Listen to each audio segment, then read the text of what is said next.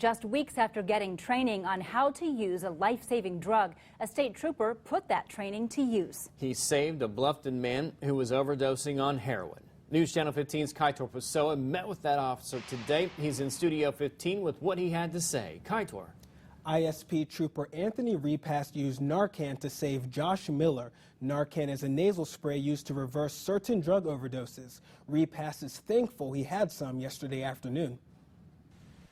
Anthony Repass was on his way to a Bluffton home to take care of a violent situation. Little did he know the man he'd be arresting injected himself with heroin right when he got there. As Repass was taking a handcuffed Josh Miller out of the home, Miller began to collapse, convulsing, going in and out of consciousness. Miller eventually told Repass it was heroin. At that point, training had already taken full effect on me. It kicked in to where I knew it needed to be done. I knew it needed to be done in a timely manner in order to counteract the overdose. Repass ran to his car and grabbed his narcan. He sprayed it in each of Miller's nostrils. For about 15 seconds, I could tell there wasn't really a response from the individual. And then once it hit that 20-30 second mark, it immediately, immediate change of how he was from being unresponsive to being completely alert and confused, not knowing what was going on.